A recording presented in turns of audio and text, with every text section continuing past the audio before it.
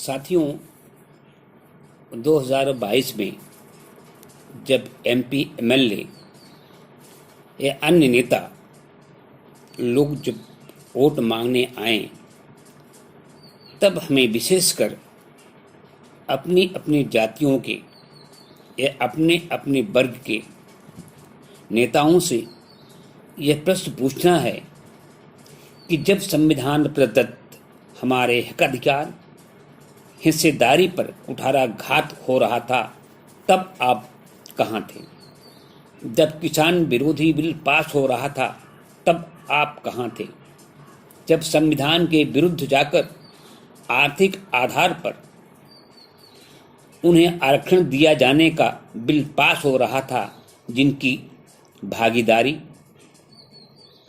प्रशासन में, नौकरियों में पहले से ही उनकी जनसंख्या का 5 गुना या यानी 80% था, तब आप कहाँ थे?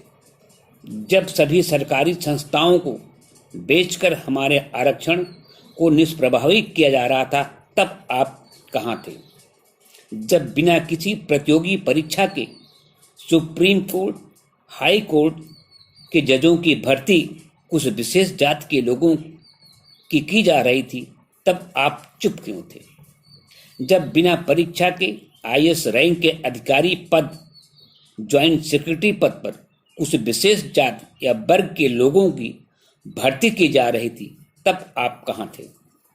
जब असिस्टेंट प्रोफेसरों की भर्ती प्रमोशन में ओबीसी एससी के अभ्यर्थियों को एनएफएस माने नॉट फाउंड सुटेबल कहकर भर्ती से रोका जा रहा था, तब आप कहाँ थे?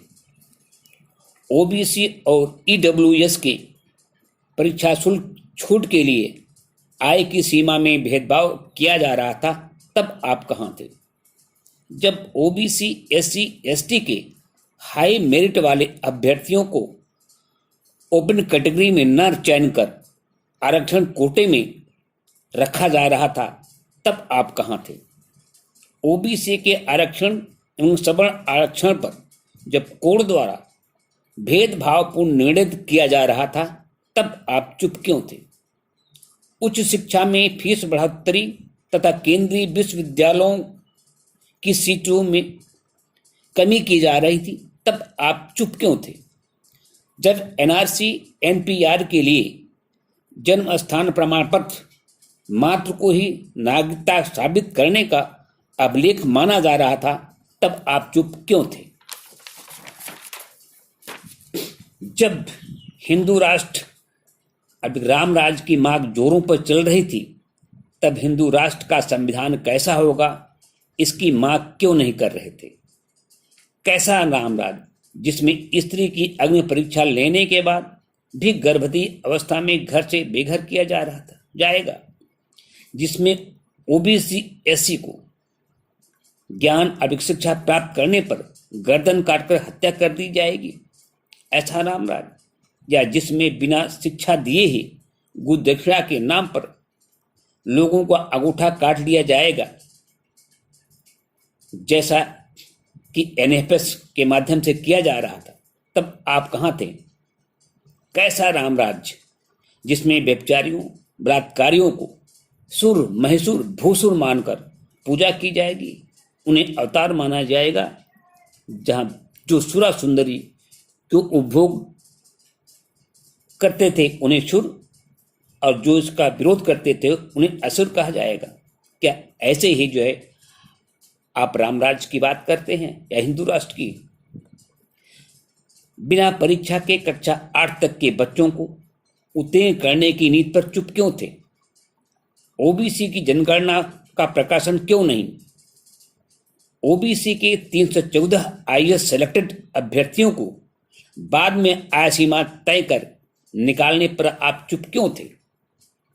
ओबीसी के बच्चों की स्कॉलरशिप रोकने पर आप चुप क्यों थे?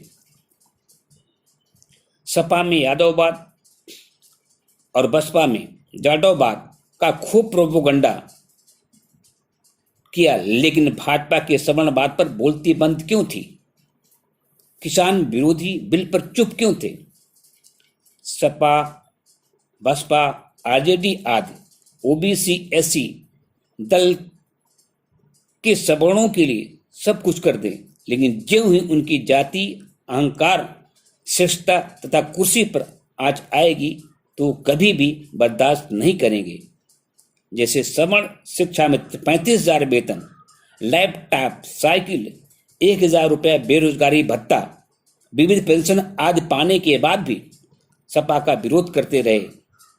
कोई 35,000 पाकर भी सपा की बुराई करते रहे और ओबीसी, एससी के लोग 500 रुपया महीना पाकर जो है खुश होकर के जो है मोदी मोदी करते रहे।